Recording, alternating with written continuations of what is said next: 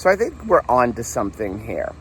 A lot of times we talk about how many times we eat out of boredom, and a good way to distract yourself from snacking or overeating is to keep yourself busy. Like if you feel like you want to snack but you don't really want to snack, or if you feel like, hey, I really want to eat but you know it's not time to eat, go find an activity.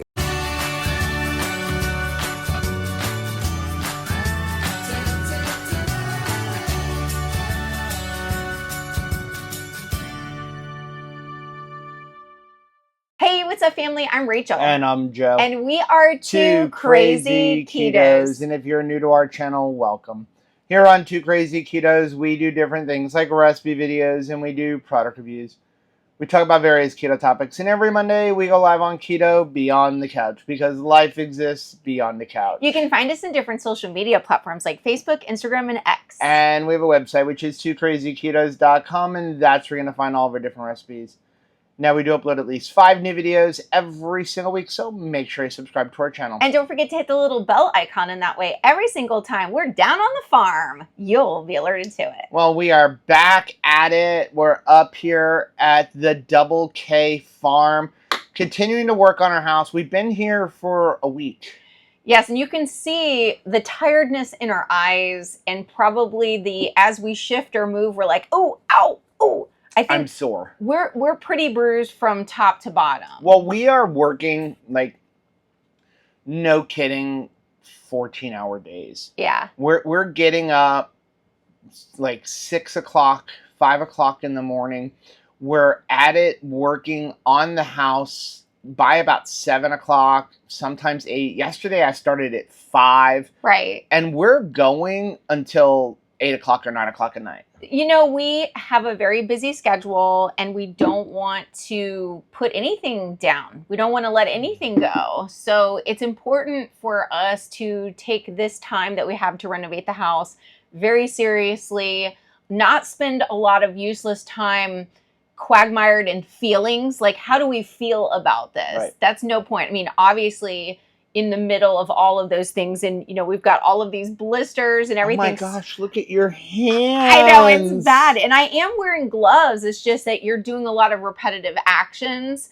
It doesn't really do me any good to stop and think like, well, how do you feel about this? Is this something that you're not enjoying doing, Rachel? Because of course, everybody would rather just, you know, grab themselves a salty and a cool glass with ice and just sit on the beach and relax, right? Speaking of salty, we are surviving on salty. Yes. Yesterday, I think I drank, like, this is how hot it is and how much we've been working. I drank 6 salties yesterday, which is a lot of water. Yeah. Right? And a lot of electrolytes. Same. And then I still only peed once or twice, and it was TMI, bright orange. It looked like the yolk. That means you're dehydrated. From one of our chickens, yes. And we're just constantly pouring the sweat. I mean, thank you for the big fan that you got. He got one of those big metal fans. That's, I think, just keeping us from sweltering. So shout out to Salty. We actually have a discount code. We actually have 2, it's not a code, it's a link. And we actually have 2 different ones. We have one on our camping channel and one on our keto one. The camping one will take you right to Salty, where you can only buy Salty, but that's only going to give you a 5% discount. Right. So use our Keto Chow link, which is down below in the description box. It's generally one of the top couple of lines. When you use that link, just go to the Salty section, the electrolyte section. You get 10% off everything that you order. Now, somebody recently mentioned they didn't get the 10% off. If for something like that happens, just contact customer service. But usually it means that you ordered a subscription because you don't get a discount on a subscription. You can't, like, stack them. But shout out to Salty because I don't know what we'd do without Salty. And speaking of Keto Chow, that's breakfast because we're pretty much surviving on whatever's in our freezer, Keto Chow, and then also keto brick. Here, you want to have some? Things that we can cook up quick, or things that when we do have a little bit of strength, we can make these keto chows and put them away for when we just want an easy breakfast for the morning. This is one of the best retired flavors that Keto Chow ever had. Grape. Grape. Ew, no. I didn't even like look at it. I wasn't even You thought thinking. it was blueberry. I was thinking that it was going to be blueberry pie. Great keto chow. Keto chow needs to bring that flavor back. It is so good, especially when you mix it with peanut butter keto chow. Just amazing, because peanut butter and jelly has to be peanut butter and grape jelly. Strawberry. Grape jelly. Strawberry. So anyway, going to be a busy few days. We're trying to get as much done as we can before we go to Keto Palooza. The goal is to be in this house by the end of mid to end of November. And honestly, we're kind of at the point where we're going to basically move out. We're living here anyway. We're living in our trailer. But the goal is to get the other house on the market like by mid-November. So whether we're ready or not, here I come. We're going to be moving here, and like, listen, we can live out of the RV, so it's working fine. But the demolition is pretty much done. We'll show you that in a little while. So now it's on to little fine things with the demolition, cleaning things up and getting ready to start installing all the new stuff. And then we also today have Keto Be on the Couch. We're going to film a couple of videos for our Keto channel. And then we also are going to launch our brand new channel dedicated to the Double K Farm. But right now, we got to get ready for Keto Beyond the Couch. So I think we're on to something here. A lot of times we talk about how many times we eat out of boredom, and a good way to distract yourself from snacking or overeating is to keep yourself busy. Like if you feel like you want to snack but you don't really want to snack, or if you feel like, hey, I really want to eat but you know it's not time to eat, go find an activity. I know for myself, I find that the busier I am, the less I think about food. But when I'm just laying around doing nothing, food always is in my brain. I'm always thinking about, hey, I'd like a little snack, I'd like some nuts, I'd like some cheese, something. But if I keep myself busy, I don't think about it. Well, Tabitha seems to be the same way. When we are at home, Tabitha has a routine. She gets up in the morning, she goes potty, and then she eats her breakfast, and she scoffs it down, and then all day long is like on the hunt for food. And then the same thing happens at night. And many times she somehow convinces Rachel that she hasn't eaten even though she has. Right, Tabitha? Is that what you do? But when we're here, we give her food, the same amount that she gets at home down on Fort Lauderdale, although it sits there and she slowly snacks on it throughout the day. So I find that very interesting that Tabitha, because when we're in Fort Lauderdale is laying around and not as busy, thinks about food a lot more. But when we're up here at the farm, she's doing something all day long, whether it be walking around with us, guarding us, going for a swim, because she just goes out to the pond and swims whenever she feels like it, going around and exploring the area. She's not always thinking about food, and she's actually eating less. I mean, a lot less. There have been days where the same serving that she would get twice a day in Fort Lauderdale sits in her bowl for up to 2 days. The same amount that she would get in just one serving in Fort Lauderdale. So, you know, in the morning we give her 2 giant cups, and in the afternoon or the evening we give her 2 giant cups. We've had times where we gave her 2 giant cups and she didn't eat it for 2 days. But then there's been other days where we had to give her food 3 times in a day, because it's like she's basically intuitively eating when she's here at the farm. So today's video is sponsored by Brooklyn Bedding. And Brooklyn Bedding makes life possible as we are doing this renovation. I can't tell you how much we need a good night's sleep. And when you trust your sleep to Brooklyn Bedding, you're going to have just that. So if you're not familiar with Brooklyn Bedding is an amazing company, and they have all different types of mattresses. You can get twins, queens, full size, king size. They even have custom sizes if you're like us and you have an RV, and you can get it in soft, medium, firm. And the best part is they are assembled right here in the United States. We absolutely love Brooklyn Bedding. We actually first found them on our last RV, and we liked it so much that we got the same exact mattress for our house. So we have the Aurora Luxe, and it is amazing. I love the cooling top aspect of it because it has been a hot summer and we have been trying to get really good rest, and that's a part of it. That's a component for it. So having that cooling mattress top like really feels so amazing. Now, the best part about Brooklyn bedding is it does come with a 10-year warranty and a 120 sleep night guarantee, and getting it is awesome. All you have to do is use the link down below, head on over to Brooklyn Bedding's website, you pick out the mattress you want, the firmness you want, and then they deliver it right to your door with free shipping in the contiguous United States. And then when it shows up in this great box. You simply bring it into your bed, you roll it out, and watch the magic happen. Absolutely. Like, installation could not be easier because it comes like so compact. You lay it where you want. So it's not like you're trying to move a giant mattress around and trying to get it around corners. You just bring it right into the room where you want to set it up, open up the plastic, and then it just puffs right up. Now, if you use the link that's on the screen and down below, you will get a significant discount on your Brooklyn Bedding mattress. And we do want to say thank you so much to Brooklyn Bedding for sponsoring today's video. And we want to thank you guys for supporting the sponsors who support Two Crazy Ketos. What are you doing? Nothing. Those are my Bubby's pickles. Those are also my Bubby's pickles. You're drinking the Bubby pickle juice.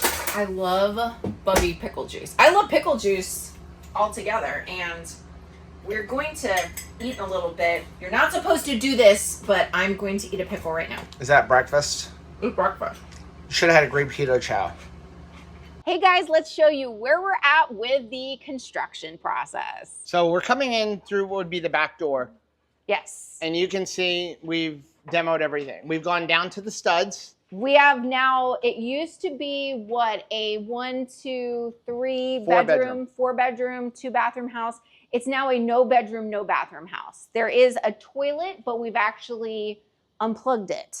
So this would be like the laundry room area. Mm-hmm. Rachel's standing in what will be our closet. But what used to be a mud area and a pantry and well, if you back up one step, that was the closet, and then there was a wall. That was all you had. And then come out past the beam. That was the mudroom and part of the laundry room. Yes. So now we're making it all a closet because closet. And then this piece right here where this wider opening was, that was like a pantry or linen closet inside the bathroom. That's just becoming part of our big closet. Yes. We're closing that off. So this was the master bathroom. And there was a big tub here, like a Roman tub, but it was in such sad shape. It was plastic. Worse than what you would find in an RV. Then you had, right? It was totally worse than what we have in Alligator. Like, Alligator has a fantastic bathroom compared to what this bathroom was. Speaking of plastic, there was his and her sinks right here, both of them plastic. It was terrible. Like, the fixtures were all broken and cracked. It was again, people talk about quality of items in an RV. The quality of what they had in here was 10 times worse than anything I've seen in an RV. Same. And because of that, the owners, when they would have a leak, their solution was wrap a rag around it. On their plastic tub that they had, they actually just put a fiberglass patch over it, but it's still cracked. And that caused a water leak, so we have to pull up this wood floor here and fix that. Now we're moving into the master bedroom, and it's a good size. It was a good size before, but I didn't like how they laid things out. It was really hard to even enjoy that you have a window at all in this room. Everything was really dark. No lighting really worked. They just relied on a standing light that they would just plug into a wall outlet because this no longer works, and really none of the lights in the house worked. This is the family room, which is a nice size area for like a great room. And that's actually the front door of the house. It's just that the way that they turned the house is the back is towards the pond and the front is towards the road. So moving in here, this is where the kitchen was and the dining room. There was a wall that divided it here, We've eliminated that wall to make more of a great space and to be able to move the kitchen cabinets that ended here, hopefully all the way over to here.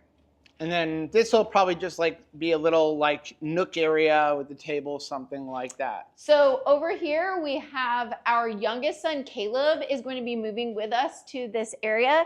So this is going to be his room. When we first got here, the closet came all the way to here, making it virtually impossible to bring in any decent sized furniture that's already put together. So in order for him to not feel so claustrophobic, we actually have already moved back the closet to this amount of space. He doesn't have a ton of clothes, and we can utilize armoires, different furniture for storage purposes if he needs it. So one thing you'll notice is like this is what we're left with the demo is these little pieces where we have to still get down some sheetrock that's behind studs and remove the extra insulation. So many staples, so many nails, literally just my hands are completely raw. Okay, so this is our guest room and it's looking really, really giant, Joe, because we actually took out the wall that goes into the guest bathroom. It's not always gonna be this way. We just needed to actually extend the wall a little bit for the shower and bath enclosure that we're putting in this space. We're widening it by 6 inches. And they also here had a leak where he sort of patched it, but we're gonna change out all of the floor in there as well. We're also gonna move the toilet from there down to about where the sink was and then move the sink over. But yeah, that it'll be a little bit wider, only about 6 inches extending into this room. And then we also over there completely took out the closet. I think that we're sending the message if you're staying in our guest room, like it's a guest room. Like we're not giving you enough room to stay. Unless it's our grandbaby. She can stay as long as she wants. Forever. The other person who got a closet removed from their care is Joe. This is actually Joe's office, and we eliminated the closet altogether. And here we understand that when you get rid of closets, you also get rid of some of the items that you could list if you were to resell this home. But even though we know that it's not going to be a real like 4-2 if you take out the closets, we're not interested in selling the place. We understand that this is it. So yeah, you can also look, you probably saw it in the walkthrough video, but the owners were heavy smokers. And so everything is like this tingy yellow color from all of the nicotine and garbage. And so as soon as we're done with the demolition, we're gonna be painting the ceiling with the shellac primer and then covering it with ceiling tiles. The only thing in this room is staying is this is the AC. And so what we're actually doing is we're gonna close that back in, but we're gonna make the return in here as well. So we're gonna line all this with plenum. So that'll be an AC vent, another AC vent in here to suck the warm air out of my office because I do 3D printing and that generates a lot of heat.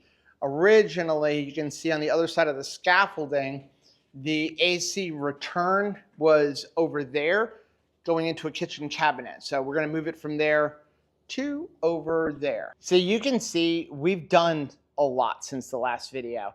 It doesn't seem like a lot, but this was the tedious part. I Feels mean, it. as we were going through with the demolition, I felt like it was never going to end. And I know you're probably thinking, well, demolition isn't that bad. And it's not that bad when it comes to like, listen, it doesn't take a rocket scientist to take a sledgehammer and pull stuff down. I can do it. But it's tedious. It is definitely the most strenuous. Putting in the new floor, that's where you need to take your time. Putting in new walls like sheetrock, like I'm not the greatest with tape and spackle. That's where you have to take your time, but it's not as strenuous, as hard of a job physically. So like, honestly, in my opinion, the hardest part is done. We just have these little touch-up things. I feel like by the end of today, we will have all of the demolition stuff done, and then we can move on to actually painting the ceiling and doing some of the other stuff. Some of the things, though, that I thought was interesting is I wish I would have thought about like having the, multi-tool where the sheetrock's behind studs. I didn't think about that until we were 70% into the demolition. where if I would have just taken the multi-tool, it would have made it so much easier to remove all the sheetrock. Well, what is it like? The past is always 20/20 vision. When you're looking back, you can always see where there was room for improvement. But I think that for me, the hardest part of the demo is not just the hard work, but also with every wall that we took down, there was an anxiousness of like, is this working? What are we going to find behind here? Is this so much worse than we thought? So now I feel a lot of peace because even the problem areas, we know about them now. It's no more like a surprise. Oh, yep, there's some floors that need to be replaced because of water damage. But it's not like it was where I was just, you're white knuckling. You didn't know what you were going to uncover. You didn't know what. Now we know. You didn't know what you were going to face. So I was thinking, we've showed you guys the inside of the house. I don't think we've ever showed you why we actually purchased this property. Why do you want this place? We said we bought it for the land, but we've never shown you the land. So let's go ahead and show you the land. So yeah, this is the front. This is our road. The only thing that I'm not a super big fan of is that our road comes to the back of the house, not the front of the house. Right. We would like to have a driveway that comes to the front of the house, we'll not build the back. We've got to get there because the other frustrating thing is not just because you're parking in the back. It seems smart because, like, let's say you go to the grocery store, you're going to come in the back of the house, and the first thing in the back of the house is that kitchen area. But it's the washer and dryer. And I also don't like a lot of people just coming in right to where your washer and dryer is. You want to show your favorite feature of this property? My favorite feature of this property is having a pond. I really did want to have a pond. And our pond is actually fed by 3 underground streams. When we got here on the property, there was just a ton of junk, old chicken coops, rabbit hutches. Everything just destroyed. A lot of garbage on this property. Before we moved in, 5 dumpsters of trash was taken off this property. We're talking yard trash. So that's just the beginning. That's the tip of the iceberg. So we're finding trash under every tree and leaf and branch. So we will continue to clean up the property, but we moved out all of that. We got rid of all of those broken down hutches and things. Everything here was completely covered with trees, so you actually couldn't see the pond very well from the house because everything was obscured. So we are in the process right now of taking down all those trees and the grasses around it. It also makes us feel a lot safer to know that when, not if, but when Tabitha wants to go for a swim, I can see she's going in right now, what she's swimming around. Look, she will be in the water before we leave this section. She loves to just go and sit in the water. And so there are fish in here. What did they say? He's got bass in here, catfish. Bass. We've got some bluegill. There is a big variety. Every time we come here, I see a different type of fish. So it's really nice to know that this is teeming with life there she goes in to check it out. Certainly some little turtles are in here as well. Is there an alligator? Most likely, yes. Why? Because we live in Florida and pretty much every body of water pretty much has an alligator. Now, with that being said, I don't think there's an alligator in here. We haven't seen it yet. It doesn't mean that there's not a possibility, but since we've been here for almost a month, we would have seen him. He would have come out on the bank. But we did find out one of our neighbors does have a pet alligator. So the other thing that you'll see is right now we're in the wet season. We're still in where it's really hot. As it gets colder, that's another time when you will see the alligators come out and come on the bank to sun themselves. Yeah, so most likely we don't have an alligator because, again, we would have seen him at this point. But we do know that there are snakes in here. We have seen some snakes. Yep. But it's just normal. It's a part of Florida life. But this is a very big pond, and as Rachel said, it is fed by 3 underground springs. You can see we've just been slowly trying to kill things off. We're eventually going to work on getting the grass that's out of the pond so that we can really, really enjoy it. But it's nice to come out here and just look at it and see everything. And we'd like to be able to build a bridge from one side to the other so that we can get into the other part of our land, which currently we have to walk around in order to access. So over here, the old owner had horses at one point. So he does have this little horse stall. which we're going to leave. He actually did leave a bunch of lumber. So he started using it as just storage area over here. And a lot of this stuff, like he had so much junk because they were here for so long. So a lot of this kind of stuff we're going to take down. You can see, here's a better view from the other side. We've got a 40-foot storage container. We purchased that. That's a one-trip shipping container, 40 feet long. So that's where we're parking our RV. And I'll show you in a little while what we're doing for dumping. But then again, there's the house and everything. And this is all part of our property. So over here, I don't know, he must have been raising dogs or something. I'm in the middle of taking this part down, and we're just going to use this little overhang piece to store Rachel's mower. I actually see that this is Kelsey's pig in 2012. So when we bought this property, there was a giant boar, a wild hog, one of those ones with the tusks and everything. And I believe that this is probably the piglet cage for this.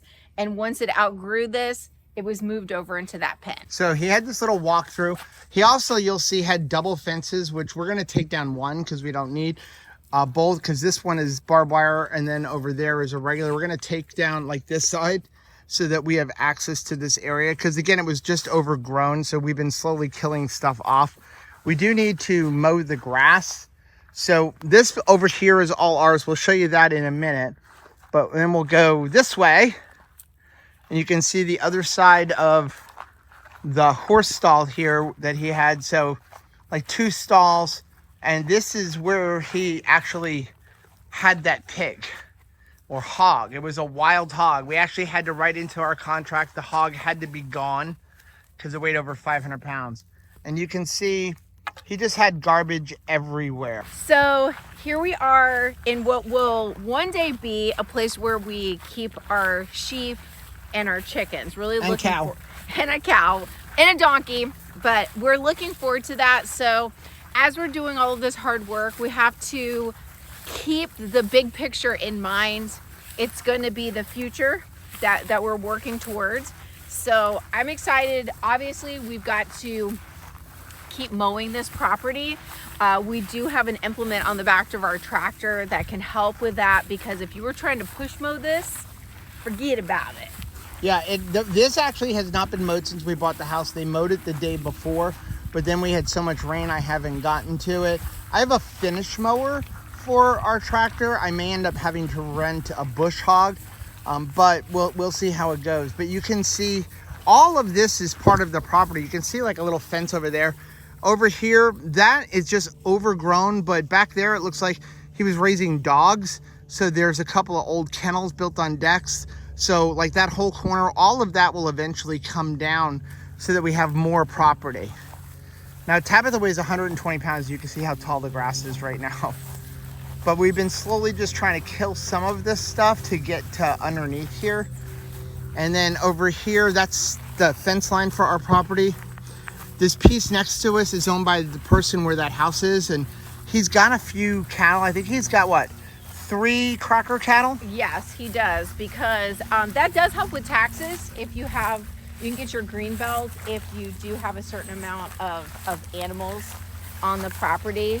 As you can see, there's more trees here. We want to get to killing all the underbrush so that you can really enjoy the larger trees, because yes, they are providing a lot of shade, but as you can see, there's so much like under foliage that you can't enjoy the sitting spaces underneath these trees yet. And then we won't walk all the way out to the front, but the property goes all the way out there to the other side of those trees. Over here was another pile of garbage he had that we made it mandatory disappear before we actually purchased the property. And they were literally doing it the morning that we closed. And you can see it's a pretty big pond. I like the shape of the pond. You know, it's not just a little hole in the ground. No, it's very welcoming, and it really calls to me for sitting and fishing, relaxing, having a good conversation with somebody by the pond. And we're really looking for this to be more of a retreat, not just for us, but for our friends and family as well. Let's go to the other side of the property. So, as we said, he just put garbage everywhere. It wasn't even just in one spot. So you can see he had a pile over here of wood, fencing. Over here, he had pallets. There's still bags of concrete that went hard. So we've been slowly just moving stuff out. Now over here, that's our burn pile, because we are allowed to legally burn our brush. So what we do is, as we start taking down trees in different areas, we bring it out here and we just light it on fire midday, right about when it's getting ready to rain, which sounds weird, but at least that will help control any fires and stuff. We have a lot to do here, and we're trying to concentrate on inside, but we also want to make sure we get sunshine. And so we try to spend 2 or 3 hours outside every day doing some of the outside work as well. But you can see over here in the corner, he had more garbage over here. There's another, like, remember over there I said that there was a dog kennel? Well, there's another one over there. So all of this will eventually have to come out. And again, when you knock all of this stuff down, which he's just let go, some of it I think to hide the garbage, and some of it because he just couldn't maintain the property anymore, we're gonna end up with a lot more property. But just inside of here, there's chairs. In this back corner, when we first saw the property, there was an RV, an old beat up RV. And we told them that had to go. And it looks like what they did was they emptied it out and they just threw the stuff they didn't want into the woods. So you can see a better shot over there of more of the garbage stuff that he has in here in the property. And then what we've been doing is slowly, as we find stuff, we've been pulling it out of the woods and making a pile here. And by making this pile over here, at least we can get to it easily to put into a dumpster. And we may even hire a few guys to come over, put it into trailers. There's a lot of people in the area that, you know, on their off work days, because we do have a lot of like farmers and stuff like that here, and where they only work like 4 days a week. So to make some spare money, some different people will come over, pay them a couple $100. They'll come with their trailer. They'll take all of the junk and take it to the dumpster. So we're just trying to centralize it all, but you can see where he just left all of this garbage. They even left a water tote, which I'm actually grateful for that. If we could clean it out, it's a nice way to have some reclaimed water for things. And again, here's more of the property here. And then over here is our well. And again, they have fences everywhere, but they don't make sense. Like, I don't understand the purpose of this half fence area. So this will probably come down, but we'll just have to move, you know, get the barbed wire off.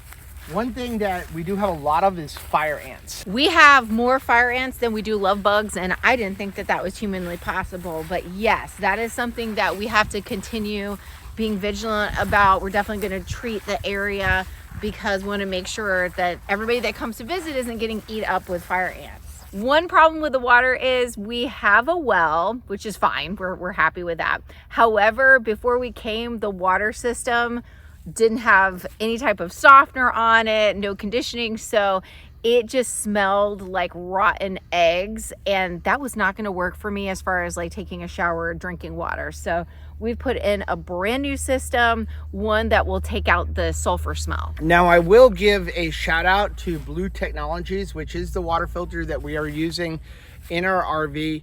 We absolutely love it. It's a small, compact 3-stage system. They also have a softener available. And though it didn't completely eliminate the rotten egg smell, it definitely made it not as bad. Because when we tried to take a shower in the house before we demolished everything, you literally came out smelling like you bathed in like year-old rotten eggs. I mean, it was horrible. So it greatly reduced it, and that's because they do different things to treat that sulfur smell. So I knew it wouldn't completely eliminate it, but it definitely made the water much better. And I don't know what we would have done without having that Blue Technologies filter system. Over here is another garbage pile that we actually unveiled yesterday. So fortunately we have the tractor, and we just, as we find piles, we go, what is underneath that pile? It's really important for us to try to kill the weeds before we mow into a new area, because if you don't know what's underneath the area, you just think that it's tall grass, you take a mower in there and you're going to wreck your mower. So until we build some kind of a pole barn, This is where we're storing all of our different implements. We have our backhoe for our tractor here. Then over there we have our grapple. We have our finishing mower, our forklifts, and then over here we have our box blade. Speaking of houses, Yes. if you want to show them the newest way we found to almost guarantee a divorce, like the new way to test your marriage. Yes, if you are looking to test your marriage because you're just thinking your marriage is going too smooth, I recommend one of these, which is a Cover Pro portable carport, because the instruction on this was absolutely nightmarish. Not great. And so there was a lot of crying involved in putting this together. This is the front of the house technically, but we're gonna call it our backyard because this is like the serene area aside from the pond. It's definitely more relaxing, more serene out here. We sort of know when we're mowing where the garbage area is at this point and where are the safe areas to mow. So mowing this area is a relaxing experience, and walking through this area with all of the flowers and fruit trees that are on this property it's really nice. There's berries here, there's grapes here, we've got limes here, just a nice variety of plants. I will say that whoever lived here before certainly had a green thumb, and we are enjoying the benefits of that. Now, he has this little building here, which was like, I guess their grandbaby's little play area. And we actually told him we wanted him to leave it. We're gonna take this fence down. Inside, they're storing more wood, things like that. But what we're gonna do is we're gonna use our pallet forks to lift this up. We're gonna move it to a different area. We're gonna put a big thing of chicken wire around, and we're gonna turn this into a chicken house, at least for now. And we're used to having our chickens pretty much free range. They can do whatever they want. They put themselves to sleep. They like sometimes sleep on top of their chicken coop, but this area does have a lot of predators. You know, coming from Fort Lauderdale, we had hawks, but they never really seemed to bother our chickens. The only thing that we really ever had a problem with was possums. They did kill a couple of our chickens, but here we have hawks, we have eagles, we have panthers, coyotes, Cougars. bobcats, cougars. So we are, at least at the beginning, going to have to really protect our chickens. You know, again, part of buying this farm is to be able to raise our own livestock. But we also want to care for them. We don't want them to be stressed out. We believe that, you know, raise livestock for food, and they should have one bad day. I mean, we want to have sheep, and what's nice about sheep is they've got all the grass in the world, and they can go out there and live their best life, and then they'll have their one bad day when it comes time for us to process it for our food. So what we're going to do is put this in an area, give them a giant run, maybe eventually let them out, because they'll learn, you know, they will go back in there at night, and we'll entice them in there with some lights. We don't encourage people to use lights to get egg production, but chickens are attracted to light. And so if you give them light, they will go to that light, and at least they'll learn to go into their chicken coop. We're just going to relocate it because in this area, the plan is to do a big swimming pool. We don't want to do a below ground pool because, again, flood zone area. So we're going to do an above ground pool, but bury it halfway.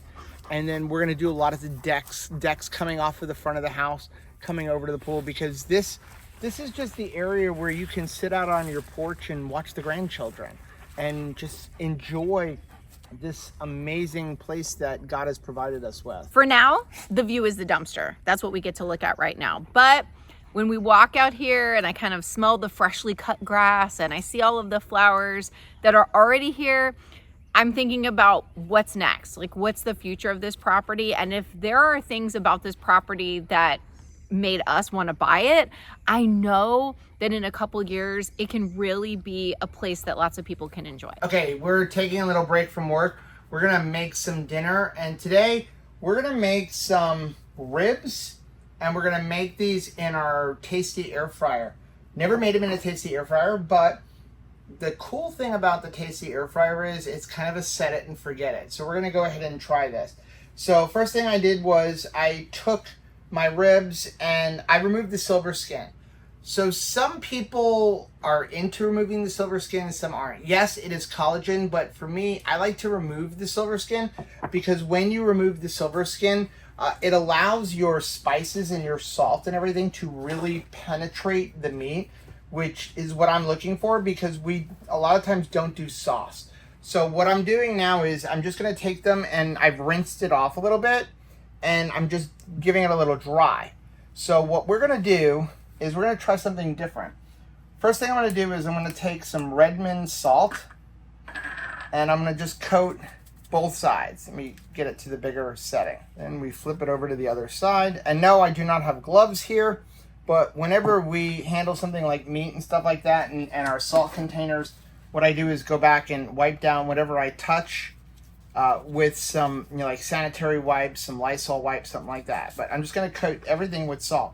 Then we're going to try something different. One of my favorite wings from Publix is the Mardi Gras wings. And recently we found out you can get the Mardi Gras seasoning.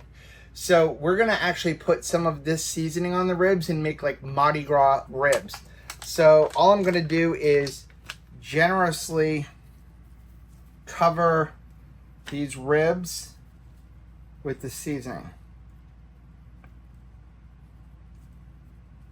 We might have to go buy more Mardi Gras seasoning now, because I've been putting them on all my wings, but it is so good. And we'll actually go ahead and put it on both sides, even though you're not going to have a lot. This is why I take off the silver skin, so that this stuff can just penetrate into the meat on both sides. One thing about working in the RV is, like, I don't have nice big cutting boards and everything to work on, so it's a little bit messier, but it's okay. So long as you clean up after yourself, you're good. Then what I'm going to do is, because this is not going to fit into my air fryer, I'm actually going to take a pair of scissors or a knife. I could use a knife, but I don't have a cutting board and I don't want to cut my countertops. I'm going to cut right down the middle so that I can fit everything into the air fryer. Now what I'm going to do is take my ribs, and I'm going to wrap them in some aluminum foil.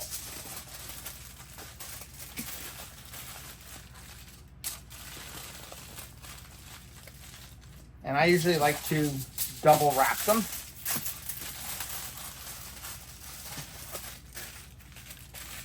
Okay, now we're going to take our air fryer basket for our tasty, and we're going to just get them to fit in here. So I'm going to put one way, and then I'm going to put the other one the other way, just like that.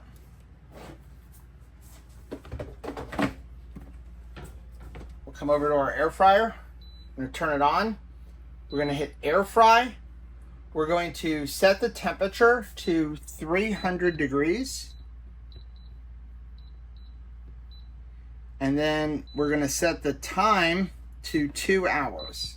Then we're going to hit start. So if there's any complaint I have about the Tasty air fryer, is that you can't just type in the numbers. You have to use the arrow buttons to go up and down, and it's kind of slow. So when you're trying to increase the temperature, which we don't cook long times in the air fryer that often, so it's not a huge deal, but like here where you're trying to go to 2 hours, if you hit the button, it just goes up like, a couple, like 5 or 10 minutes at a time. And then if you hold it, it'll do it, but it doesn't have like a fast mode. Like I like it when devices that don't have keypads, where you can press it, it'll go slow, and then if you keep holding, it'll go really fast. The Tasty doesn't do that. If there's any complaint, that's the one I have. So we're going to just let this cook for 2 hours, and then at the very end, we come back, we take it out of the aluminum foil, and then we put it back in the air fryer to put like a little bit of a char on the outside. Now it's back to work. Okay, the ribs are done, at least time-wise, but we're going to go ahead and check them. So I'm pulling out just one batch, and this was the thicker side, so this is the side that I kind of care about more. We're going to go ahead and just open this up. And the way we're going to check them is just with a probe test. I don't really care about the temperature. I care about, does the probe go through quickly? And it does. I mean, there's a touch of resistance, but kind of what I would expect from ribs. And it looks like, if we can get this to show up on camera, I'm coming in right at 200 degrees. So if these are pretty much perfect, yeah, perfect. So what we're gonna do now is we're gonna actually go ahead and grab the other batch, and then we're gonna put a little bit of sauce and put them back in. Now these are not quite as thick, so these will definitely gonna be done. But we will just go ahead and do a probe test on these as well. You can see how, look at that. The probe just goes right through it. So these are perfect. These are fall off the bone ribs. So on this one, I'm just gonna put a little bit of this G. Hughes sugar-free barbecue sauce. I'm just gonna spread it around a little bit. Not putting too much, just a little bit. And on this one, we're gonna put a little bit more of the Mardi Gras wing sauce. Since they don't fit with the aluminum foil, what we're gonna do is we're gonna put one like this and the other one like that. Now we're gonna go ahead and put these back into the air fryer. We're gonna go to air fry. We're gonna set our temperature to 400 degrees and we're gonna go for 5 minutes. Okay, let's take a look at these. Oh, look at those. Those are perfect ribs. Let's go ahead and serve them up. Ooh, sorry. I am dirty and things tend to fall out of my hair when we're done. Okay, here we go. Thank you. I have new cuts. Where are they even coming from? Should I be concerned? And this is how much I love you. We had leftover collards and you're sharing them with me? I'm actually giving them to you. You must love me. I do love you. Look at this. So we've got the ribs 2 ways. Okay. So they both have mojo seasoning on them. Right. And then the last 5 minutes, I put a little bit more mojo on this one. And then that one, I put just a little bit of the G. Hughes barbecue sauce. Now talk about tender, and we didn't cook these all day long. Like a lot of times I'll cook ribs. 2 hours and 5 minutes. Dink.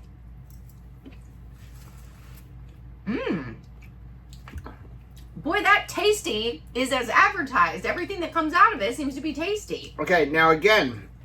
Oof. Here is how you test wings. Wings. I'm thinking wings because of the Mardi Gras, but it's how you test your ribs. Ready? Can you do this? Right. Clean bone. Can you do that? Yes. Can you literally, look at this, just pull the bone out? Well, I'm using a fork to feel fancy, but yeah, plus it's hot. Look at that. So we've got ribs. Rachel's going to eat collard greens. What's the second way? So it's the same thing with the mojo, with the Mardi Gras, but then the last 5 minutes, I put just a little bit of that G. Hughes right there, this sweet and spicy if you grab it. Just a little bit, like maybe 1-2 tablespoons across the top. That got a nice glaze on it. And then put it back in 5 minutes to give it that glaze. Nice. Wow. And then this white stuff that we have. Oh my goodness. So we found this at Publix. It is a jalapeno popper dip. And it is so good. So good. It's great with pork rinds. It's also really good as a wing dipping sauce. Yes, it is. Oh my goodness. It's delicious. If you're just looking for a little flavor for your wings, because we get naked wings and we put some clothes on them, and the clothes we put on them are things like that. These ribs came out so good. That 2 hours flew. Because, like, again, we're working. Flew. And I mean, you turn around and go, you know, it's been 2 hours. I'm like, what? What do you Right. mean it's been 2 hours? But this came out fantastic. I mean, I'm thinking about, you know, ribs are something that a lot of times I save for the weekend or save when we have like a lot more extra time, because they do take time to cook. You leave them for something fancy, like guests are coming over. But if they're going to be done in less than 3 hours to the table, I'm going to make ribs more. And that's really one of your favorite things. It's one of John's favorite things too. Boom. No, I'm impressed. The more we use the Tasty Air Fryer, the more I'm impressed by the Tasty Air Fryer. We'll leave a link down below. And we have a coupon code. I don't remember what the code is. I want to say it's 2 Crazy Ketos, but I'll leave it down below. But it gets you $30 off of it. That's a significant savings. And it's not, a hugely expensive device. No, my only thing is, I mean, it's honestly perfect for us here in the RV because it doesn't take up a lot of room. It's not a giant air fryer like our old one. Yeah, like if you had a big family. We did cook an entire rack of ribs in one sitting. Yeah, and honestly, I didn't know if it was going to cook all the way because we were like stacking them. You know how they say don't crowd things. We crowded the fool out of that air fryer basket and everything cooked fine. Look at this. Mm-hmm. I mean. And then what I did, because you didn't see it, because for the last 5 minutes, I took them out of the aluminum foil. Oh my goodness. To get that glaze and put the more rub on. That glaze. So I laid them on the side. Okay. So like the top was exposed to the air. Uh-huh. And it fit perfectly. So we're going to finish eating, and then we may or may not come back with some dessert. I want it noted that I did fill yours first. But you have a bigger cup than me. Well. Okay, we're back. We're back. We said we might have dessert. We have dessert. We're having dessert. What are we having? We're having a butterscotch keto chow frappe. It's thicker than what I'm used to as far as like making a milkshake with our Vitamix. Mm-hmm. But it is definitely a frappe. Okay, so you can see how thick it is. Look at that. So, how are we doing this? We made a ridiculous purchase. Not our first one and not our last one. So this, if you can see it here, is the Ninja slushie machine. No regrets. We bought it, thought about returning it, because when we got it, we found out that you have to add sugar. Right. And a lot of sugar, it turns out. A lot of sugar. Every drink needs to have a lot of sugar. So we said, forget this keto thing. We're just going to eat a bunch of sugar. No, we didn't. So we were going to return it. Then I thought maybe I can figure out a way to do it. And then I still said, I don't have enough time to do that. I'm going to return it. And then Anthony called one day going, you have this machine here. You said you were going to return it. You haven't returned it. Can I open it? And I'm like, what? He's like, well, I want it. And I'm like, well, that's like, you already got your wedding present, son. Right. But then we started experimenting. And we figured out how to work it. We didn't bring home this rip tray. So, and basically, we're not going to do a video. We're not going to show you this because we made a video. And my hand's in Rachel's face. But you can see, even though there's not much left in the machine, it comes out. It comes out thicker if there was anything left. But now, we drank it all. So this is frappe setting, but they also have a milkshake setting, which is even like thicker. But we really like the frappe. You know what flavor we have not used yet, but I'm really excited for is caramel macchiato. Mm-hmm. Because this is butterscotch. Because this is butterscotch, and this is flipping amazing. Irish cream and caramel macchiato, really like coffee house flavors like this is really going to taste good. And it's what all of like Dunkin' Donuts and Starbucks, that's what they sell, is like the frappe experience. So here's the deal.